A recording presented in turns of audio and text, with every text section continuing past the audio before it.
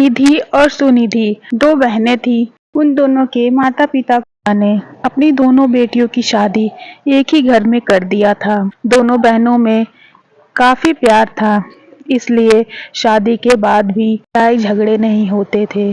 दोनों घर का सारा काम मिलजुल कर करती।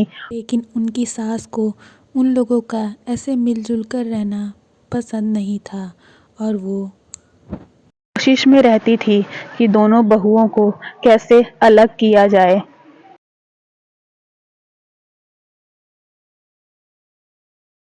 मेरे तो किस्मत ही फूट गए जो इन दोनों बहनों को ब्याह कर घर लाई।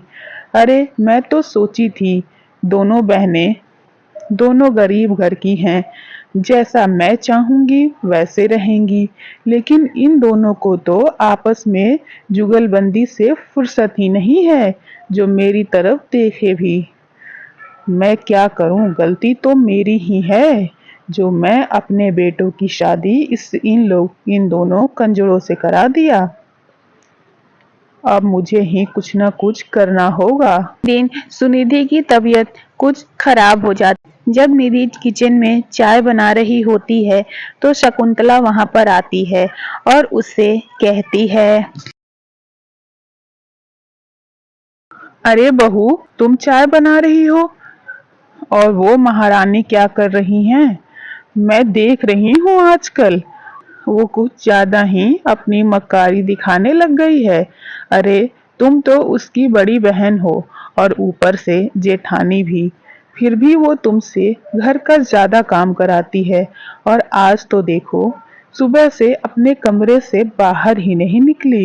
नहीं नहीं माँ जी, ऐसी कोई बात नहीं है। वो क्या है ना कि आज सुनिधि की तबीयत कुछ सही नहीं है, तो मैंने ही उससे कहा है कि तुम थोड़ा आराम कर लो। बाकी दिन तो हम दोनों मिलकर ही काम करते हैं। माँ जी, ऐसी कोई बात नहीं है।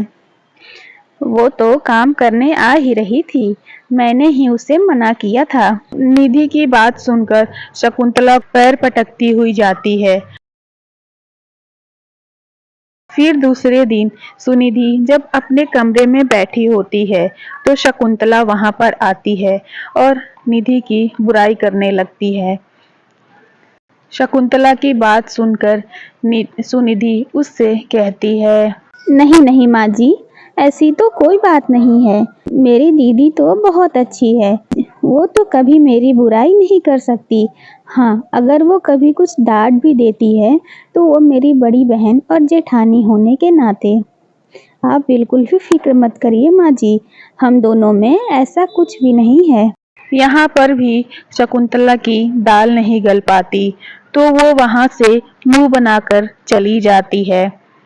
ऐसे ही दिन बीतते जाते हैं और कुछ दिनों बाद सुनिधि का पति रोहित की नौकरी चली जाती है। वो दुखी होकर घर आता है। इसे देखकर सुनिधि उससे पूछती है, उसके पूछने पर वो उसे सारी बातें बताता है तो वो उसे कहती है कि आप परेशान ना होइए, एक दिन सब सही हो जाएगा। ऐसे ही 3 महीने गुजर। दीदी, मेरा शैम्पू खत्म हो गया है, तो मुझे कुछ पैसे दे दो, मैं अपनी शैम्पू मंगा लूं।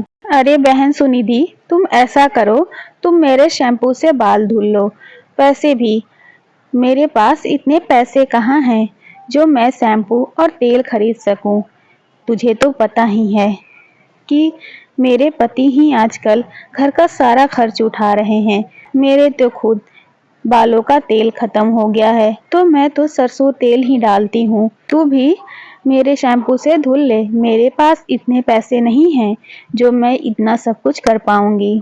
निधि के ऐसा कहने पर सुनिधि को बुरा तो बहुत लगता है, लेकिन वो कुछ नहीं कहती और वहां से चली जाती है। और फिर एक दिन, दीदी, वो चाय की पत्ती खत्म हो गई है, अब मैं चाय कैसे बनाऊं? अरे तो मैं क्या करूं? अब क्या तुम लोगों के पास 100 रुपए भी नहीं है जो जाकर चाय की पत्ती ले आओ? मेरे पति इतनी मेहनत करते हैं और घर का सारा खर्च चलाते हैं। अब क्या तुम्हारे पति इतना भी नहीं कर सकते? अपनी बहन के मुंह से ऐसी बातें सुनकर सुनिधि को बहुत बुरा लगता है और वो दुखी होकर रोते हुए अपने कमरे में चली जाती है और जाकर अपने पति को सारी बातें बताती है। अरे रो मत सुनिधि, सही तो कह रही हैं भाभी। इसमें उन्होंने गलत ही क्या कहा। 3-4 महीने से मेरी नौकरी चली गई है और मैं कोई पैसे नहीं कमा पा रहा हूँ। जो भी घर का खर्च हो रहा है वो सारा भैया के पैसों से ही तो हो रहा है। आखिर एक इंसान की कमाई से घर खर्च किस तरह चलेगा। भाभी ने तो कुछ गलत नहीं कहा। और देखो ना, मैं तो इतनी जगह नौकरी ढूंढ लिया लेकिन एक भी ढंग की नौकरी नहीं मिल रही है। पर तुम चिंता मत करो, मैं जल्दी ही सब कुछ ठीक कर दूंगा। हाँ जी, आप बिल्कुल सही कह रहे हो। हमें कुछ ना कुछ करना ही होगा।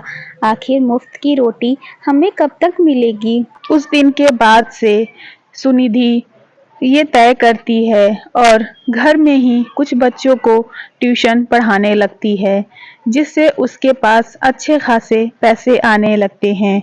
पैसे को देखकर सुनिधि को बहुत खुशी मिलती है और वो पैसे लेकर निधि के पास जाती है और उसे देते हुए कहती है, दीदी, ये लो पैसे, और इससे घर का जो भी सामान मंगाना हो और राशन का भी जो भी सामान मंगाना हो मंगा लो।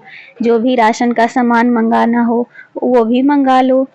ये पैसे दीदी आप अपने पास ही रखो और अपने हिसाब से खर्च करना। हम जानते हैं कि इनकी नौकरी जाने की वजह से जीजाजी को ही सारे खर्च करने पड़ रहे थे, लेकिन दीदी अब मैं मेहनत करूंगी और खर्च के लिए पैसे इकट्ठा करूंगी। आप बिल्कुल भी फिक्र मत करो दीदी। आप मुझसे इस तरह नाराज मत हुआ करो। आप जब मुझसे इस तरह नाराज होती हो तो मुझे अच्छा नहीं लगता है दीदी। अपनी बहन के मुंह से ऐसी बातें सुनकर निधि कहती है, अरे, ये कैसी बात कर रही है पगली? मैं कब तुझसे नाराज थी? बहन, मैं जानती हूँ मैंने तेरे साथ गलत व्यवहार किया। मैं उसके लिए तुझसे माफ़ी भी मांगती हूँ। लेकिन बहन, कभी भी मेरे मन में तेरे प्रति कोई भी ऐसी भावना नहीं आई। मैं जानती थी कि मेरी बहन पढ़ी लिखी और समझदार है। वो जो चाहे वो कर सकती है। अगर मैं तेरे साथ ऐसा व्यवहार न करती तो क्या तुम अपने अंदर छुपे इस हुनर को पहचान पाती और अपने दम पर इतना कुछ कर पाती? मैंने जो कुछ भी किया तुम्हारे आत्मसम्मान को ठेस पहुंचाया, वो सिर्फ इसलिए ताकि तुम अपने लिए कुछ कर सको।